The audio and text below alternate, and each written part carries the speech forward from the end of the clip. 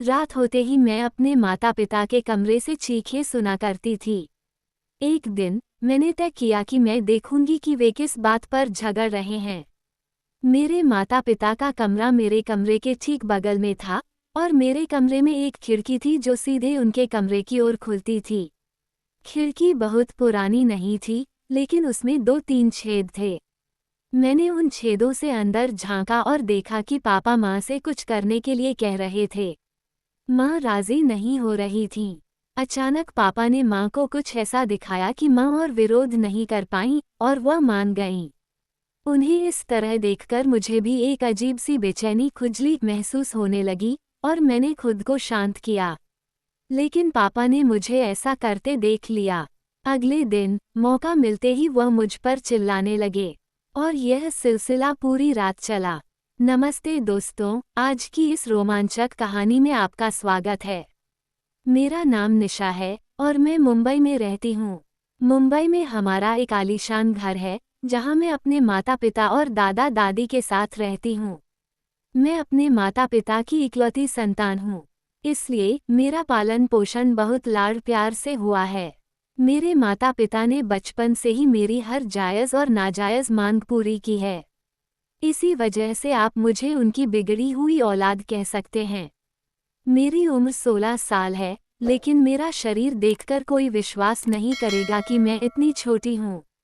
मेरा शरीर अब 25 साल की युवती जैसा दिखने लगा है और मैं ही इसका कारण हूँ। मुझे देर रात की पार्टियों की आदत है और इसी वजह से मैं 15 साल की उम्र से ही उन्हें एंजॉय कर पा रही हूँ। जैसा कि मैंने पहले कहा, मेरा घर बहुत आलीशान है जिसमें 5-6 कमरे हैं। मेरे माता पिता एक कमरे में रहते हैं। मेरे दादा दादी दूसरे कमरे में रहते हैं। वे अब बहुत वृद्ध हैं, इसलिए वे अपना अधिकांश समय अपने कमरे में ही बिताते हैं। मैं तीसरे और सबसे सुंदर कमरे में रहती हूँ। अन्य कमरे या तो खाली रहते हैं या मेहमानों के लिए तैयार रहते हैं। अब अगर मैं अपने माता पिता की बात करूं, तो मेरे पिता की उम्र 40 साल है और मेरी माँ 35 साल की हैं। उन दोनों की शादी कम उम्र में हो गई थी, इसलिए वे दोनों काफ़ी युवा दिखते हैं। मेरे पिता एक प्रतिष्ठित बिजनेसमैन हैं जो अपना अधिकांश समय काम में बिताते हैं। मेरी माँ बहुत सुंदर हैं, लेकिन उनके विचार पुराने हैं। उनका अधिकांश समय घर के काम और बड़ों की देखभाल में बीतता है। मेरे माता पिता के रिश्ते के बारे में मैंने जो समझा है, उससे एक बात साफ है, मेरी माँ मेरे पिता को पर्याप्त समय नहीं देती। वो उनकी सभी ज़रूरतें पूरी नहीं कर पाती और इसी वजह से उनमें अक्सर झगड़ा होता है। एक रात डिनर के बाद जब हम सब सोने जा रहे थे, तभी अचानक मुझे उनके कमरे से झगड़े की आवाज़ सुनाई दी। झगड़ा बढ़ता जा रहा था। दोस्तों, ये पहली बार नहीं था, लेकिन मैं फिर भी जानना चाहती थी कि वे किस बात पर लड़ रहे हैं। पहले मैंने सोचा कि उनसे सीधे पूछ लूं, फिर लगा कि वे शर्माएंगे। लेकिन जिज्ञासा इतनी बढ़ गई कि मैं और सहन नहीं कर पाई और उठकर देखने की कोशिश की। मेरे कमरे की खिड़की जो उनके कमरे में खुलती थी, उसमें 1-2 छेद थे। मैंने वहां से झांका। पहले कुछ नहीं दिखा, फिर रोशनी बुझाकर देखा तो अंदर का दृश्य देखकर मेरे पूरे शरीर में एक सिहरन दौड़ गई। मैंने पहले कभी उन्हें इस तरह नहीं देखा था। पापा माँ से कुछ अनुरोध कर रहे थे और माँ मना कर रही थीं। मेरी आंखें वहीं टिक गई थीं। वे बात कर रहे थे, लेकिन मेरा ध्यान कहीं और था। मेरा दिल धड़क रहा था। कुछ देर बाद पापा ने माँ को कुछ ऐसा दिखाया कि पहले तो वह नाराज हुई, फिर शर्म से अपनी नज़रें झुका लीं। अब लगा कि वह कुछ महसूस कर रही हैं और उन्होंने पापा को करीब आने का इशारा किया।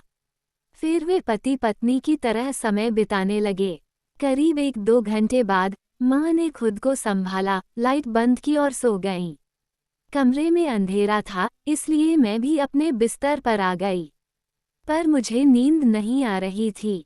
वही दृश्य आंखों के सामने घूम रहा था। मैं सोच रही थी कि काश मेरा भी कोई ऐसा होता जो मुझे अपने प्यार में डुबो कर रखता। ये सब सोचते हुए मुझे अजीब सी बेचैनी होने लगी और मैंने पहली बार खुद को राहत देने की कोशिश की। मुझे लगा जैसे कोई मुझे देख रहा है, पर मैंने ध्यान नहीं दिया। करीब आधे घंटे बाद जब मैं थक गई तो मैं सो गई। अगली सुबह 7 बजे माँ ने आवाज़ दी, निशा उठो, आज कॉलेज नहीं जाना। उनकी आवाज़ सुनकर मैं तुरंत उठी और बाथरूम गई। फिर वही सब याद आने लगा। खैर, मैं कॉलेज के लिए तैयार हुई। डाइनिंग टेबल पर पापा से मुलाकात हुई। मैंने उन्हें गुड मॉर्निंग कहा और उनके बगल में बैठ गई। मेरी कॉलेज बस आने ही वाली थी, पर आज पापा को छोड़कर जाने का मन नहीं था। मैंने बहाना बनाया कि बस छूट गई है। माँ ने कहा, निशा, अपने पापा से कहो, वे तुम्हें छोड़ देंगे। मैं खुश होकर पापा के पास गई। वो मुझे कॉलेज छोड़ने के लिए तैयार हो गए। मैंने कहा, पापा, जल्दी तैयार हो जाए। पापा ने कहा, तुम स्कूटर निकालो, मैं आता हूँ। पापा आमतौर पर कार से छोड़ते थे, लेकिन मेरी जिद पर वो मुझे स्कूटर पर ले जा रहे थे। दोस्तों, मेरी योजना अब तक सफल रही थी, लेकिन अगली योजना में थोड़ा जोखिम था। मैं उनके पीछे बैठ गई और हम कॉलेज की ओर निकल पड़े। रास्ता काफी लंबा और सुनसान था। दोस्तों, कहानी का अगला भाग बहुत जल्द आएगा। बने रहिए।